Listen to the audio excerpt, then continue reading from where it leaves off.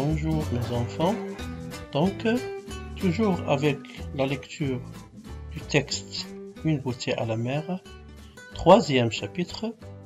Donc, on va écouter la narration du texte, puis on passe aux questions, puis aux réponses. Maintenant, avec la narration du texte. Une bouteille à la mer.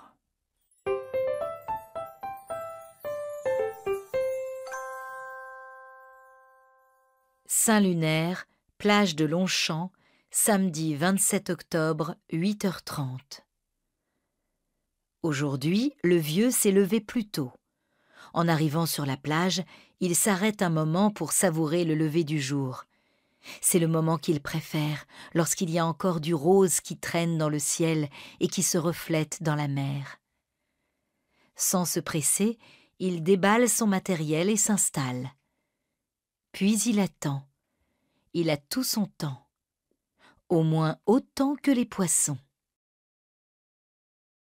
Le poisson ne mord pas, le vieux change ses appâts, il bougonne. De temps en temps, il jette un coup d'œil rapide vers la jetée. Il est bien tranquille aujourd'hui, bien tranquille. Au milieu du jour, un peu engourdi, il se lève et fait quelques pas. Puis il mange son sandwich, un peu de pain et de fromage, en mâchant bien, et se rassoit. Toujours rien. Le vieux s'endort sur son rocher. Il est réveillé en sursaut par des cris. Une mère arrive avec sa couvée, 4 petits qui pépient et trottinent autour d'elle. C'est le signal du départ. Il se lève. Encore une journée sans poisson, mais ce n'est pas grave, il reviendra. Il n'est pas déçu. Enfin si, il aurait bien aimé revoir le garçon. Saint-Lunaire, plage de Longchamp, dimanche 28 octobre, 10h.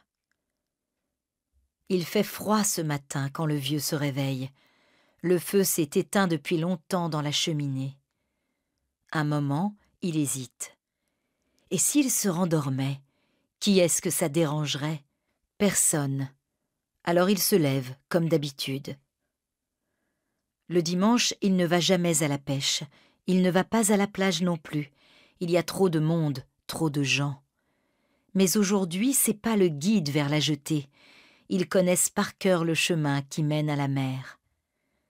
Tout de suite, il l'aperçoit. Cela lui fait un drôle de pincement au cœur.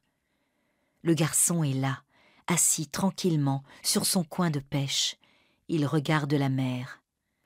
Le vieux s'interroge. Est-ce normal qu'un gamin de cet âge passe son temps à regarder la mer?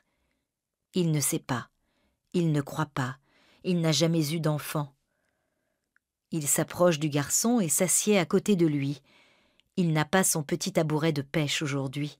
Il avait oublié comme c'était dur un rocher. L'enfant se retourne et sourit au vieux. « Bonjour, vous ne pêchez pas aujourd'hui ?» Le vieil homme a du mal à répondre. Les mots se coincent dans sa gorge. C'est sûrement à force de ne parler à personne. « Non. »« Pourquoi ?»« Parce que c'est dimanche. » répond le vieux. « Ah !» fait le garçon.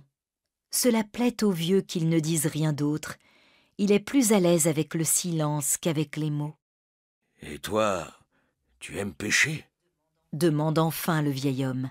« Je ne sais pas, je n'ai jamais essayé. »« Je te prêterai une canne à pêche. » dit le vieux tout bas. « Mais seulement si tu te tiens tranquille. » se dépêche-t-il d'ajouter.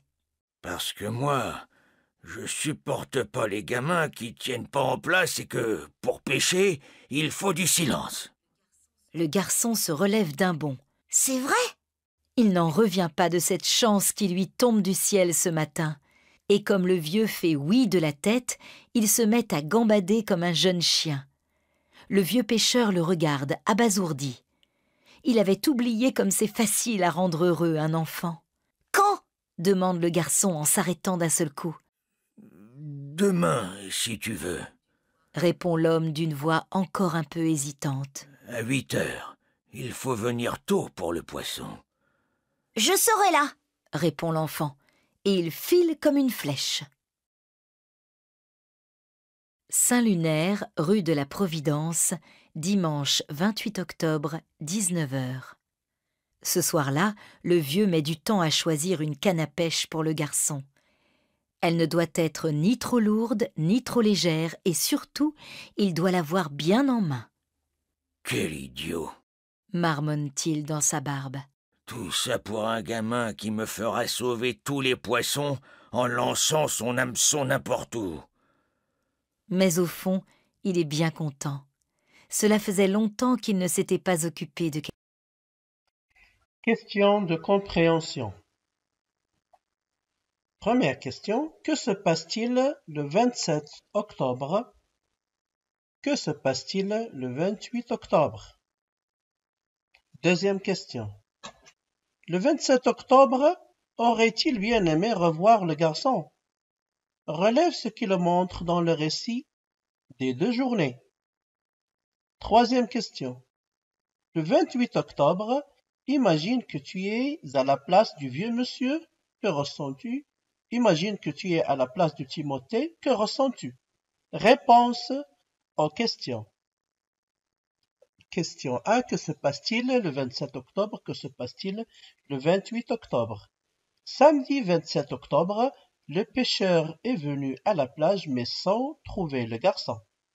Dimanche 28 octobre, il est venu à la plage et il retrouve l'enfant. Deuxième question. Le 27 octobre, il aurait bien aimé revoir le garçon. Relève ce qui le montre dans le récit des 2 journées.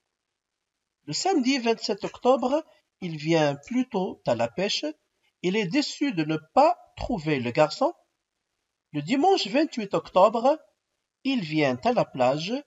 Il est déçu et ému quand il retrouve l'enfant. Troisième question. Le 28 octobre, imagine que tu es à la place du vieux monsieur. Que ressens-tu? Imagine que tu es à la place de Timothée. Que ressens-tu?